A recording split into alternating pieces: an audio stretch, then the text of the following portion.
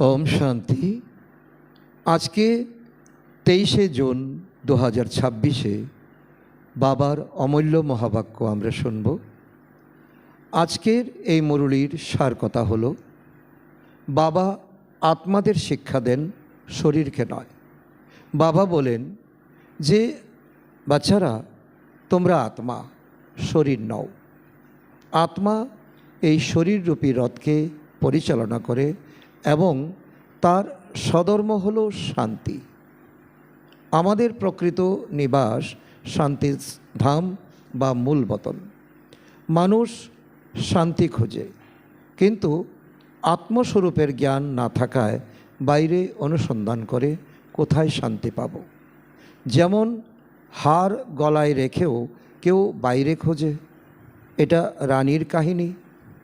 আত্মা যখন শরীর ও ইন্দ্রিয় থেকে নিজেকে পৃথক অনুভব করে, তখন স্বাভাবিক শান্তির অবস্থায় স্থিত হতে পারে। আমরা আত্মারা পৃথিবীতে 84 জন্মের পার্ট অভিনয় করেছি। সূর্যবংশী, চন্দ্রবংশী, বৈশ্যবংশী, শূদ্রবংশী হয়ে এখন আমরা ব্রাহ্মণ বংশী। আগামী দিনে আমরা যাব আবার সূর্যবংশীতে। এখন বাবার জ্ঞান অনুযায়ী আবার পবিত্র সূর্যবংশী অবস্থায় ফিরে যাওয়ার প্রস্তুতি নিতে হবে, কারণ এখন সময় চলছে সঙ্গম যুগের। সঙ্গম যুগের জীবন হলো আমাদের হিরে তুল্য জীবন। এখন আমরা শুনব বিস্তারে। ওম শান্তি। আজকে বাবা বলেছেন, মিষ্টি বাচ্চারা, তোমরা হলে মহান সৌভাগ্যশালী, কারণ তোমাদেরকে ভগবান সেই পড়া পড়াচ্ছেন যা এখনও পর্যন্ত কোনো ঋষি মুনিরাও পড়েনি। বাবা তুলনা করছেন ঋষি মুনিদের সঙ্গে।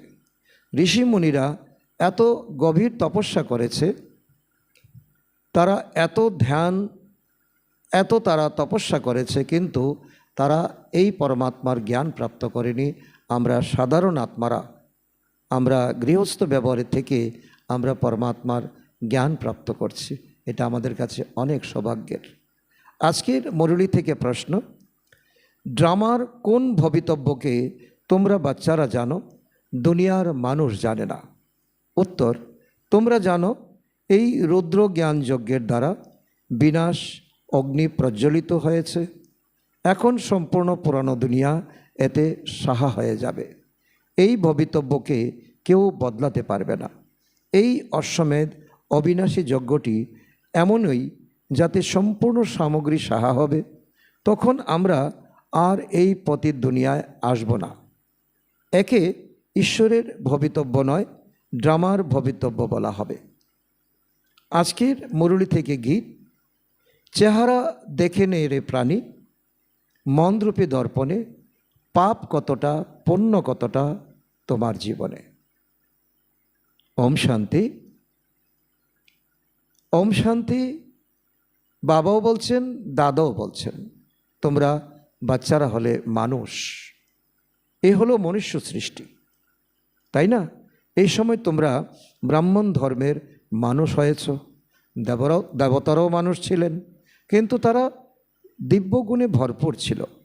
বাবা শিক্ষা প্রদান করেন আত্মাদের, শরীরকে নয়।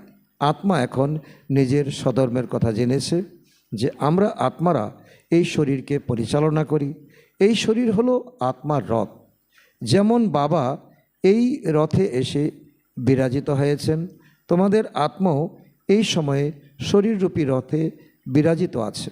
সুতরাং আত্মাস্বরূপের এই জ্ঞান বিস্মৃত হয়েছে যে আমরা হলাম শান্ত স্বরূপ। কারণ এই সঙ্গম যুগেই তোমরা এই আত্মস্বরূপের জ্ঞান প্রাপ্ত করো। কারণ শতযুগে ত্রেতাযুগে এই জ্ঞান তোমাদের কাছে থাকবে না। আর দাপর যুগে থেকে তোমরা শাস্ত্রপাঠ, দান, পুণ্য, তোমরা তীর্থযাত্রা এগুলো নিয়ে ব্যস্ত থাকবে। আর এই সঙ্গম যুগে তোমরা এই আত্মস্মৃতির জ্ঞান প্রাপ্ত করছো। আত্মাদের নিবাস হলো মূল বতন, পরম ধামে। এই শরীর আমরা এই মাটিতে, এই পৃথিবীতে প্রাপ্ত করি। নিজের সঙ্গে এমন কথা বলতে হবে, তখনই শরীর ভাব থেকে নিজেকে পৃথক করে আত্মিক স্মৃতিতে তোমরা স্থিত হতে পারবে। বাবা বলেন তোমরা আত্মারা হলে শান্ত স্বরূপ।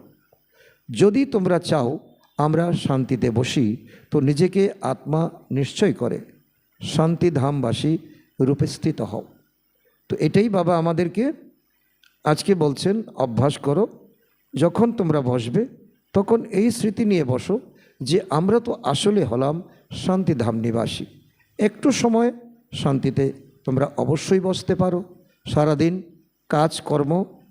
কাজকর্মের মাঝে থেকে সময় বের করে একটু সময় বসবে, দেখবে বাকি সময় কাজটুকু তোমাদের অত্যন্ত ভালো হবে।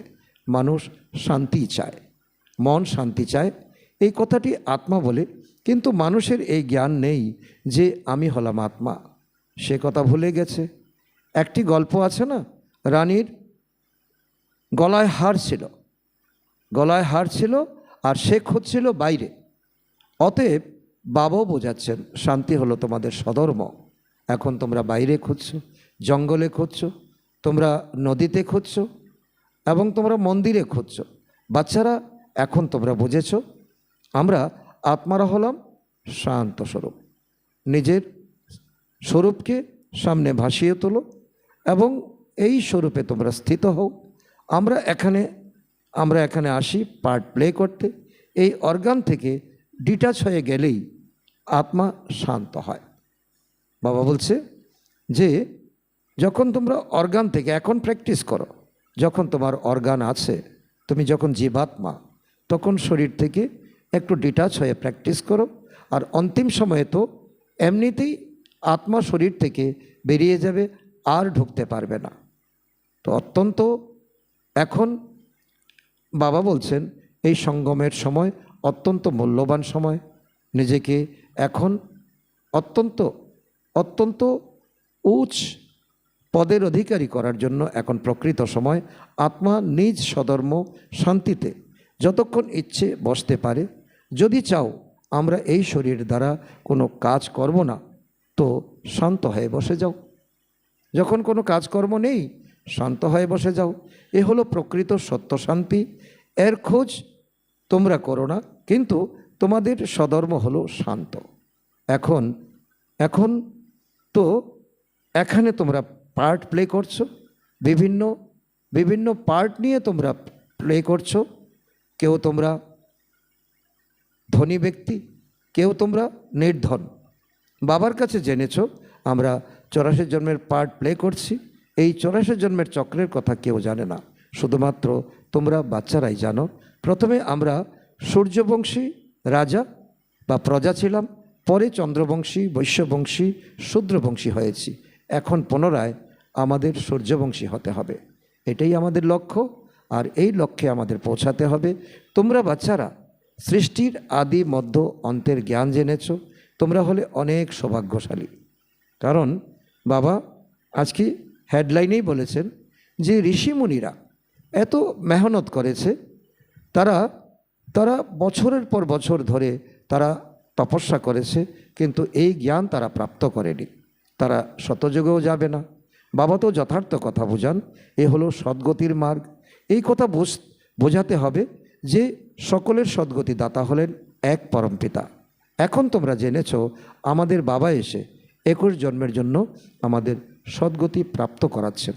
তো এই সময় যদি আমরা খেয়ে আর ঘুমিয়ে কাটাই, তাহলে সদ্গতি আমাদের কী করে প্রাপ্ত হবে? বাইরের মানুষ তো একথা জানেই না। তোমরা ব্রহ্মা কুমার কুমারীরা জানো। কেউ জিজ্ঞাসা করে তোমরা বিকেরা কি জানো? তো পরীক্ষা তো হওয়া উচিত যে ব্রাহ্মণী কিনা। কারণ তোমাদেরকে যখন কেউ প্রশ্ন করবে, তোমাদের এই প্রশ্নের উত্তর অনুভবের দ্বারা তোমরা সকলকে বলতে হবে, তবেই তোমরা ব্রহ্মা কুমার কুমারী প্রমাণিত হবে। যদি তোমরা ব্রহ্মার সন্তান হও, তবে তো তোমরা সৃষ্টির চক্রের কথা নিশ্চয়ই সকলকে বোঝাতে পারবে। পিতা রচয়িতাকে তোমরা জানো? এই প্রশ্ন তোমাদেরকে করতে পারে। ঋষিমুনি ইত্যাদি তো রচয়িতা রচনার কথা জানে না। এখন তোমরা কত ভাগ্যশালী, তোমরা নিজেও জানো, অন্যদেরকেও তোমরা পথ বলে দিতে পারো। অর্থাৎ ঈশ্বরে অবিশ্বাসী। বাবা বলছেন যারা পরমাত্মাকে জানে না, তারা হলে এখন ঈশ্বরে অবিশ্বাসী অর্থাৎ নাস্তিক। যারা পরমাত্মাকে জানে তারাই হলো প্রকৃত আস্তিক। তোমরা অবিশ্বাসী ছিলে, তোমরাও রচয়িতা পিতা ও রচনার কথা জানতে না, তোমরা ভক্তি করেছ 2500 বছর। স্কুলে প্রথমে অশিক্ষিতরাই আসে, ধীরে ধীরে তাদেরকে ট্রেনিং দেওয়া হয়, শিক্ষা প্রদান করা হয়, তারপর বলে স্কুলে এইসব পড়লাম, এখন প্র্যাকটিক্যালি তার পরীক্ষা দিতে পারবে প্রতিটা মানুষের কাছে, প্রতিটা ক্ষেত্রে, প্রতিটা পরিস্থিতিতে। তার জন্যই তো পড়াশোনা। এখন তোমরা করছো ঈশ্বরীয় পড়াশোনা। স্কুলে কলেজে মানুষের কাছে তোমরা পড়াশোনা করছো, এখন ঈশ্বরের কাছে তোমরা পড়াশোনা করছো। পরমপিতা পরমাত্মা তোমাদেরকে পড়াচ্ছেন, এই কথা বুদ্ধিতে অবশ্যই থাকা উচিত। রচয়িতা তো হলেন একমাত্র শিব বাবা। জ্ঞান যজ্ঞের রচনা করেন রুদ্র পিতা, এই কথা শাস্ত্রেও লেখা আছে। রুদ্র এবং শিব পরমাত্মার মধ্যে কোনো তফাৎ নেই। রুদ্র পিতা যেই, শিব পিতা একই, ভিন্ন ভিন্ন নাম রাখা হয়েছে। এই কথাও আছে, রুদ্র জ্ঞান যজ্ঞের দ্বারা বিনাশ অগ্নি প্রজ্বলিত হয়। শুধু রুদ্র শিবের পরিবর্তে কৃষ্ণের নাম লিখে দিয়েছে। আছে সেই গীতা। বাবা বলছে এক হলো ভক্তের গীতা, আর এই সময় তোমরা শুনছো জ্ঞান গীতা। ভক্তের গীতাকে লিমিটেড করা দেওয়া হয়েছে 18 অধ্যায়ের মধ্যে। আর এখন তোমাদের এই সত্য গীতা যতদিন তোমরা বাঁচবে ততদিন তোমরা এই গীতা জ্ঞান তোমরা শুনতেই থাকবে। বলে এই জ্ঞান যজ্ঞ দ্বারা বিনাশ অগ্নি প্রজ্বলিত হয়েছে, অর্থাৎ স্বরাজ্যের জন্য এই জ্ঞান যজ্ঞ। অর্থাৎ জ্ঞান এখন মহাকালকে ডেকে আনবে। কারণ নতুন দুনিয়া স্থাপন করার আগে তোমাদের তো এখন দেবী দেবতা রূপে প্রখ্যাত হতে হবে। তোমরা সকলের কাছে এখন পিতা পরমাত্মাকে প্রত্যক্ষ করাতে হবে। তার আগে তোমরা প্রত্যক্ষ হতে হবে তোমরা যে ঈশ্বরীয় সন্তান, তোমরা যে আগামী দিনের দেবী দেবতা। তো এতে পুরানো দুনিয়া সাহা হয়ে যাবে। যত অভিমান, অহংকার, টাকা পয়সা, ধন দৌলত, এই যজ্ঞতে জ্ঞান যজ্ঞতে সাহা হবে। মানুষ তো জানে না, যজ্ঞে সমস্ত আহুতি বা সামগ্রী অর্পণ করা হয়, তাই না? সব কিছু সাহা করা হয়। সুতরাং এই রুদ্র জ্ঞান যজ্ঞে সম্পূর্ণ পুরানো দুনিয়া সাহা হয়ে যাবে। তোমরা এখন রাজযোগ শিখছ, এই পতিত দুনিয়ায় আর ফিরে আসবে না, এই দুনিয়া শেষ হয়ে যাবে। তোমরা জানো ন্যাচারাল ক্যালামিটিস ইত্যাদি সব হবে। এই সম্পূর্ণ নলেজ তোমাদের বুদ্ধিতে থাকা উচিত, কারণ একজন ব্রহ্মা কুমার কুমারী হিসাবে সকল নলেজ তোমাদের কাছে থাকা উচিত। কখন, কোথায়, কোন পরিস্থিতিতে তোমাদেরকে লোকে পরীক্ষা নেবে তোমরা কেউ জানো না। সুতরাং শিব বাবা বলেন আমার বুদ্ধিতে সম্পূর্ণ জ্ঞান আছে। বাবা হলেন সত্য, চৈতন্য, জ্ঞানের সাগর। সৃষ্টির আদি মধ্যের অন্তের কথা তিনি জানেন। ঋষি মুনিরা তো বলে আমরা রচয়িতা ও রচনার বিষয়ে জানি না। আবাং মনুষ্য গোচর নেতি নেতি। তোমাদেরকে যদি কেউ জিজ্ঞাসা করে তোমরা কি পেয়েছ, বলো যে জ্ঞান বড় বড় ঋষি মুনিরা বলেছে যে আমরা রচয়িতা ও রচনার আদি মধ্য অন্তের কথা জানি না, সেই জ্ঞানের কথা আমরা জানি।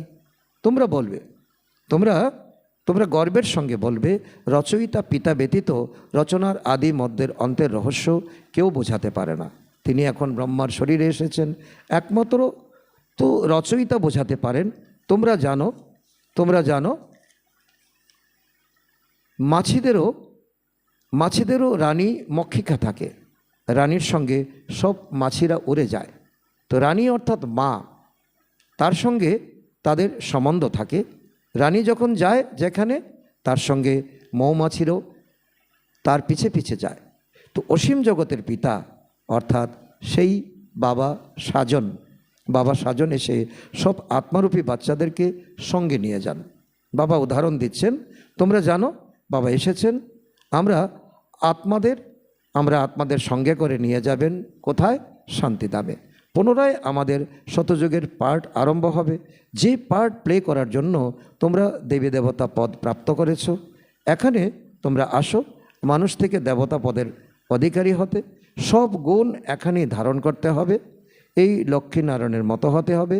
দিব্য দৃষ্টি ব্যতীত তাদের দেখা যায় না। এখন তোমরা জানো আমরা সূর্যবংশী দেবী দেবতা হব। তোমাদের বুদ্ধিতে আছে না স্বর্গের রাজধানী কিভাবে স্থাপন হয়? শতযুগে ছিল দেবতাদের রাজ্য, কিন্তু দেবতাদের রাজ্যে রাক্ষস ইত্যাদি দেখানো হয়েছে। তাদের দেখানো হয়েছে তো হিরণ্যকশ্যপ, অনেক অনেক রাক্ষসকে দেখানো হয়েছে, কংসকে দেখানো হয়েছে, জরাসন্ধকে দেখানো হয়েছে। তো বাবা বলছেন এ কথা কেউ জানে না। ভারত অনেক পবিত্র ছিল, মহিমা গানও করে, সর্বগুণ সম্পন্ন, ষোলকলা সম্পন্ন। তাদের সম্মুখে তোমরা মাথাও নত করো। মন্দিরে মন্দিরে গিয়ে কার কাছে মাথা নত করো? সে তোমাদের ভগবান নয়, উনি তোমাদের ভাই, তোমাদের বোন। মন্দির অনেক আছে, কিন্তু এই কথা জানে না যে আদি সনাতন দেবী দেবতা ধর্ম সত্যযুগে কবে এবং কিভাবে স্থাপন হয়েছে। ভারত যে এমন উঁচু ছিল, সে নিচে এলো কিভাবে? একবারও কি আমাদের মনে প্রশ্ন আসে না? সেই কথা কেউ জানে না। তারা বলে এমনই ভবিতব্য আছে। কার ভবিতব্য? সেই কথা বুঝতে পারে না। ড্রামার ভবিতব্য বুঝলেও তো হতো, ড্রামার ভবিতব্য বুঝে না। মানুষ অজ্ঞান অন্ধকারে আছে, ভক্তির অন্ধকারে তারা ডুবে আছে। ড্রামার রচয়িতা, ক্রিয়েটার, ডাইরেক্টর কে? শুধু বলে ঈশ্বরের ভবিতব্য। ড্রামা বললে তো ড্রামার আদিমধ্য অন্তের কথা জানা উচিত। শুধু বই পড়লে তো ড্রামার জ্ঞান হবে না, যতক্ষণ না গিয়ে ড্রামা দেখছ। লৌকিকেও একই নিয়ম প্রযোজ্য। যেমন একবার খবরের কাগজে বেরিয়েছিল কৃষ্ণের চরিত্রকে নিয়ে একটা ড্রামা রচনা হয়েছে, কিন্তু না দেখা পর্যন্ত তো সেটা জানা বা বোঝা যাবে না। দেখলে বুঝতে পারবে তো ড্রামাতে এইসব হবে। তোমরা বাচ্চারাও ড্রামাকে এখন বুঝেছ। মানুষ বলে বিশ্বের হিস্ট্রি জিওগ্রাফির এই চক্রটি আবর্তিত হতেই থাকে, কিন্তু কিভাবে তা কেউ জানে না। শুধু গল্পই বলে যায়। নামও লেখা আছে শতযুগ, ত্রেতা, দ্বাপর, কলিযুগ, তারপর সঙ্গম যুগ। কিন্তু মানুষ তো ভেবে নিয়েছে যুগে যুগে, সঙ্গম যুগে যুগে ভগবান আসেন বিভিন্ন অবতার নিয়ে। শতযুগ ত্রেতারও সঙ্গম হয়, ত্রেতা দ্বাপরেরও সঙ্গম হয়, দ্বাপর কলিযুগের সঙ্গম হয়, কিন্তু সেই সঙ্গমের কোনো গুরুত্ব নেই। কোন সঙ্গমের গুরুত্ব? কলিযুগ এবং সত্যযুগের এই যে সঙ্গম, এই সময়ে হচ্ছে পরিবর্তনের সময়। এই সঙ্গমের গুরুত্ব রয়েছে। সেখানে তো সত্যযুগ ত্রেতার এই সঙ্গমে, ত্রেতার দ্বাপরের সঙ্গমে কিছুই হয় না। এই কথা তোমরা জানো। শতযুগী সূর্যবংশীরা পরে চন্দ্রবংশী রাজ্য তো দিল কিভাবে? তারও তো কাহিনী থাকবে। এমন তো নয় চন্দ্রবংশীয়রা সূর্যবংশীদেরকে পরাজিত করেছে। দেবতাদের মধ্যে কোনো লড়াই হয় না। যে চন্দ্রবংশী রাজা থাকে তাকে সূর্যবংশী রাজারানী রাজ্য ভাগ্যের তিলক দিয়ে সিংহাসনে বসায়। এটাই প্রথা, এটাই নিয়ম। রাজারাম রানী সীতার টাইটেল প্রাপ্ত হয়। কে দেয়? বলবে সূর্যবংশীরা ট্রান্সফার করেছে, এখন তোমরা রাজত্ব করো। যে সিন তোমরা বাচ্চারা সাক্ষাৎকার করেছো, বাবা বলছে শতযুগে গিয়ে তোমরা রাজত্ব করবে, আর তার দৃশ্য তোমরা অনেকেই সাক্ষাৎকার করেছো। কোনো যুদ্ধ ইত্যাদি হয় না, কারণ দেবী দেবতা হতে কোনো যুদ্ধ বিগ্রহের প্রয়োজন নেই। যুদ্ধ বিগ্রহ হয় মধ্যযুগে, অর্থাৎ দ্বাপর যুগ থেকে মানুষের হিংসা বাড়ে, তখন হিংসাতে যুদ্ধে লিপ্ত হয়। যেমন করে কাউকে রাজত্ব প্রদান করা হয় তেমন করেই হয়। তাদের পা ইত্যাদি ধুয়ে রাজতিলক দেওয়া হয়। সেখানে কোনো গরু গোসাই তো থাকে না। বাচ্চারা, এখন তোমাদের বুদ্ধিতে আছে আমরা দৈবী স্বভাবের হয়েছি। আমাদের প্রতিদিন দিব্য গুণ ধারণ করতে হবে। যত নম্রভাবে, যত নিমিত্ত মনে করে নিজেকে চালাবে, ততই তোমাদের গুরুত্ব অনেক বাড়বে। সূর্যবংশী চন্দ্রবংশী রাজ্যে আমরা অনেক সুখে থাকব। বাবা আমাদের দুঃখ থেকে মুক্ত করে সুখের জগতে নিয়ে যান। অন্য কেউ সুখী করতে পারে না। সাধুরা নিজেরও চায় আমরা যেন শান্তিধামে যাই। বাবা বলেন আমি এই সাধু সন্ত সকলদেরকে উদ্ধার করে সবাইকে আমি শান্তিধামে নিয়ে যাই। তো সন্ন্যাসীরা তো আসে দাপরে, সন্ন্যাসীদেরকেও আমি পরমধামে নিয়ে যাই, গুরু গোসাইকেও আমি নিয়ে যাই। স্বর্গে আমরা দেবতারা বাস করি। অন্য কোনো আত্মা সত্যযুগে স্বর্গযুগে আসতে পারবে না। সেখানেও আলাদা আলাদা সেকশন আছে। সূর্যবংশীদের আলাদা, কোথায়? পরমধামে। চন্দ্রবংশীদের আলাদা, পরে ইসলাম, বৌদ্ধ, সন্ন্যাসী ইত্যাদি যারা আসে সবার সেকশন আলাদা আছে। যখন আমরা রাজত্ব করতাম, দ্বিতীয় কেউ ছিল না। শতযুগে কোনো রকম অন্য ধর্ম ছিল না, অন্য রাজ্য ছিল না, অন্য ভাষা ছিল না। মূল পতনেও এমন মালা নম্বর অনুসারে বানানো আছে। আদি সনাতন দেবী দেবতা ধর্মের হলো প্রথম বংশ, তারপর অন্য বংশের আগমন হয়েছে।